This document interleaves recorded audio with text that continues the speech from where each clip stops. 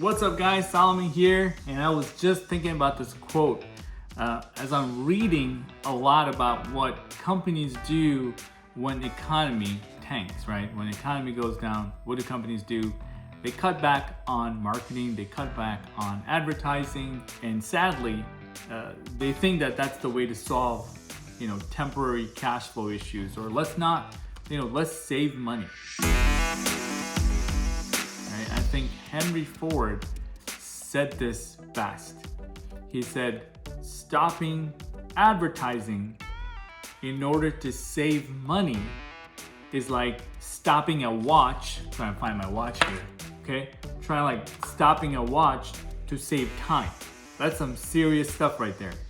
People stop advertising thinking that's gonna save money. Sadly, we all probably know that the company that spent a ton of money branding and promoting the brand, promoting the business, promoting the product or services, or how they do it, the stories, the success stories, they do really well and they will grow very rapidly. And those that are sort of stuck in average are companies that don't create any content, they're not really promoting anything, they don't really have no innovation in how they deliver their product or service. They're just sort of stale, commoditized, oftentimes fighting on price and not so much value. They're not really differentiating the experience in how they work.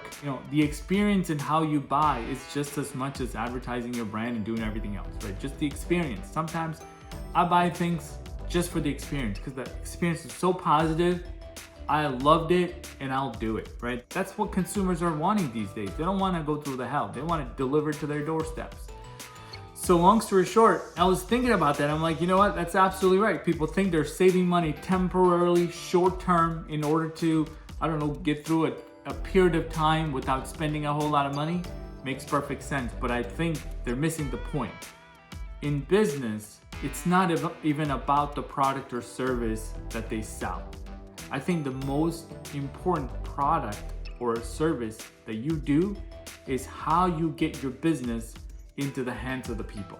I know for some of you that are so good and so excellent at what you do, you are an amazing artist and you think it's the art, right, that people buy. People buy how you get that into the hands of them. It's the most important part, is how do you get it delivered into their hands? How do you let them know this stuff works? How do you let users share about your business and refer others to the business? It's so important that we think about how do we get our product or services into the hands of people, then what exactly is it that we do? I can have the best product in the world, all right? I'm looking for something that I can share. I can have the best product in the world. I'm gonna just use this because this looks odd enough and weird looking, mouse I got going on here. This could be the best mouse ever invented in the history of all keyboards and mouse, right?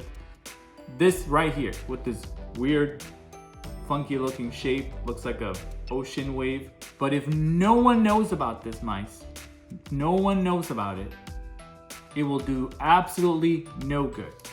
In fact, you don't even want to talk about this mouse if you cannot get this into the hands of people, right? It doesn't matter how good this stuff is. Many of us are working in the business, making this slightly more better and ergonomic so that, just lightening up the weight, adding an extra light into this. We're working so hard on the wrong thing, yet all the people in the world are buying this other crappy one. You know what I'm saying? That's 2 years old in the making, right? That doesn't have the same shape.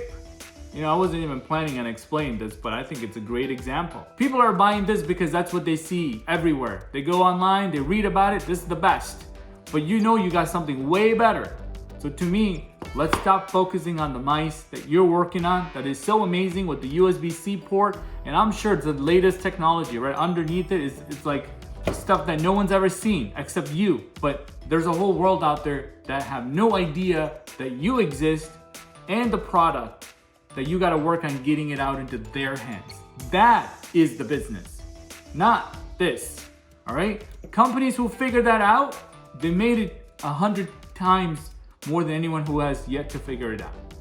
And you often wonder, why do these companies succeed and they have a let's just say the subpar product. How many times have you heard somebody say that's a subpar product? They don't really even, they don't do this the way that we do it. We do it better. We do it way better. We're a better company. Of course, you're talking to 3 people that know that. But the 300,000 people, they don't know about you, or they don't even know that you have a better product. So instead of working harder on this, work harder on promoting. All right? And don't stop the watch thinking you're gonna save time, and don't stop the advertising thinking you're gonna save money. In fact, that little bit of money that you're trying to save is probably not gonna help you at all in the long run. So the companies during tough times and good times that invest into branding and building a business and having a better experience for their customers, they always win. And you wonder why some companies take off and they're blowing up and doing all this stuff. It's because they figured out one thing. It's not the product, it's the promotion of the product, right? Just a little quick advice here.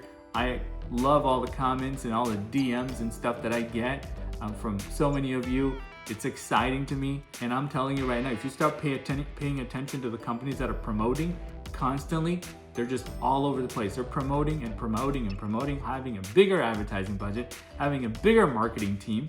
They're just working on promoting. They never have to worry about customer acquisition on the back end. But the ones that are just worried about customer acquisition are always struggling, because that's all they look for is just the bottom of funnel, a few ready to buy leads. They're ready to give you the money. That's just that's what I call being in the right place at the right time, right? You just got lucky. That didn't really take much. They probably would have bought it from anybody else too. But you don't want that customers alone. That's certainly great. You certainly want to have some cash flow. But you want to work on getting customers that are going to stick with you in good times and bad. And they bought it because they truly believe in how you deliver the work, how you deliver the quality of service that you do. And they also buy into why you do what you do as well. So thanks a lot for watching. I appreciate you tuning in, and I will see you next time.